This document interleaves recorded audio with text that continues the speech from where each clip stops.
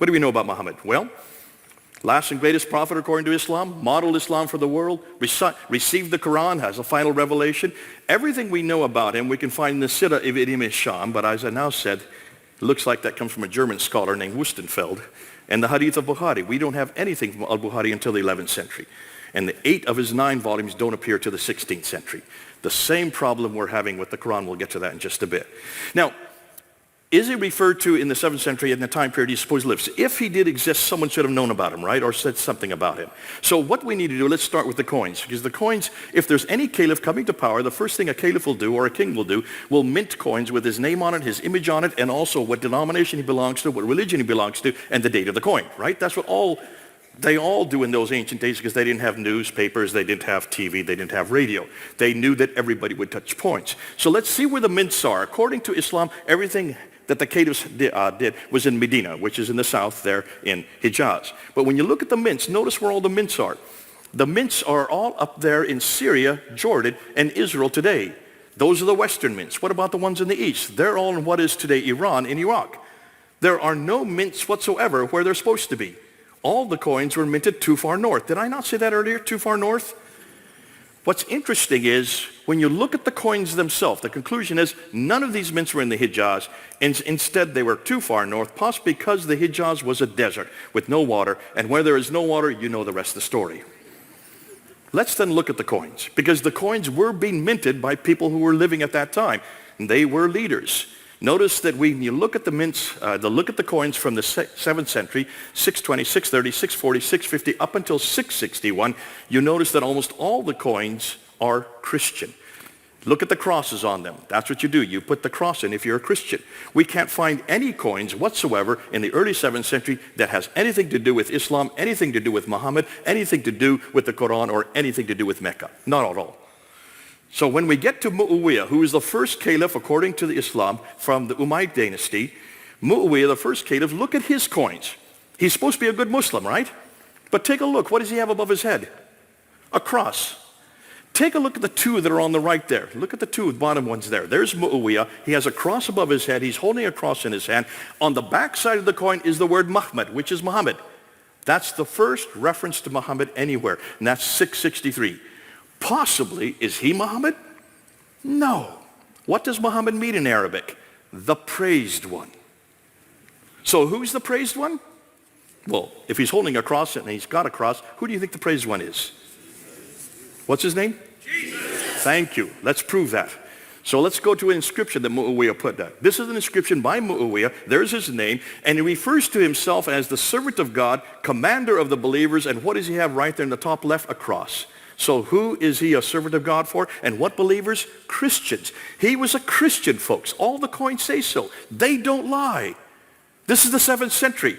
He rules up until 680, and then you have Abd al-Malik come to power in 685. Abd al-Malik is the one that we need to look at because he introduces new coins that introduce the Shahada. La ilaha illallah Muhammadur Rasulullah. There is only one God but God. Muhammad is nothing more than the servant of God. But remember, Muhammad is a title. It means the praised one, right? So what does he do? Because of he puts that up there, Justinian II goes to war with him. He's the Byzantine emperor. Abd al-Malik wins the battle, and he puts up this coin with himself as victorious. I didn't know you could put up images of yourself on your coins. Not if you're a Muslim. So obviously he's not a Muslim. Obviously this Muhammad that's there has nothing to do with him. It has everything to do with Jesus. Why? Just look at the Dome of the Rock that he built. Look at the inscriptions on the Dome of the Rock that he built in 691. When you look at the inscriptions, you will see they're all attacking the divinity of Jesus, his Christology, the Trinity, and his sonship. All of these inscriptions say not three, for God is one and he has no son. For truly, God does not beget nor is he begotten. One is in chapter 4, verse 171 of the Quran. The other is in chapter 112. These are all attacking Jesus Christ. And then you get, for truly, there is only one God but God. And the praised one, so who's the praised one? It's all about Jesus, right? So the praised one is nothing more than the messenger of God. He was an anti-Trinitarian Christian, attacking the Byzantine Christianity. Why? Because they're his greatest threat as the other superpower of his day. He then introduces this coin. This is my coin. I bought it now. And all of it is attacking Jesus Christ. Folks, this is the beginning of what later became Islam. All started by this man, and it was all to confront Jesus Christ. It's all against our Lord. The coins don't lie. If you want to go to the inscriptions that find the exact same thing. They're found in the north, they're found in the south. None of them are found in the middle. Why do you think they're not found in the middle? Water. There's no water. There you go. Boy, you learn fast.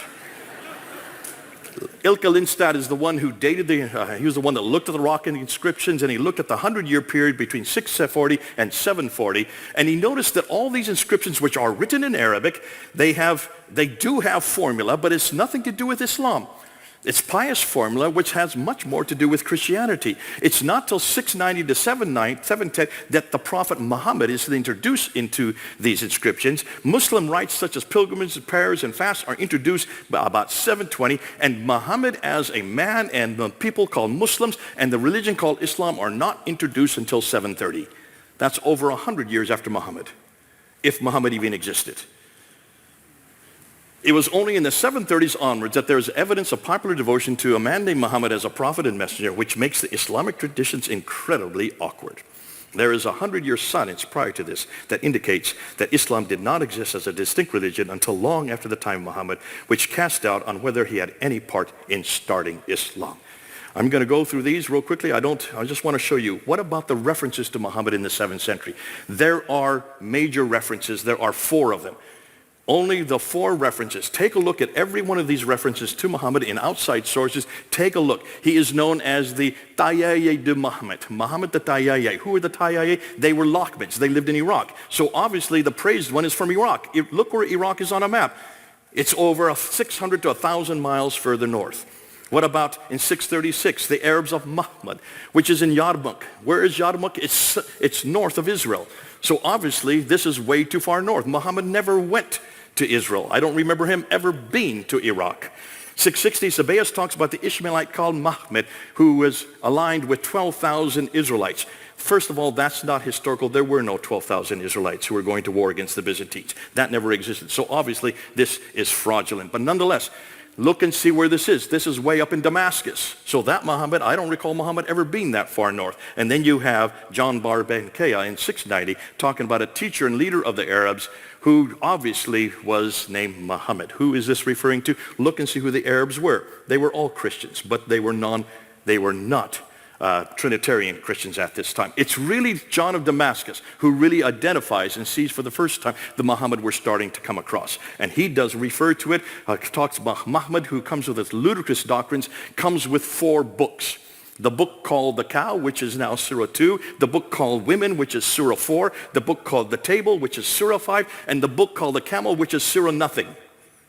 There is no camel surah in the Quran. So obviously, whatever John of Damascus is, it's not the Quran we know today. And the Quran is much bigger than just 3 surahs. There's 114 of them in the Quran. So obviously, this means that there was no Quran that early.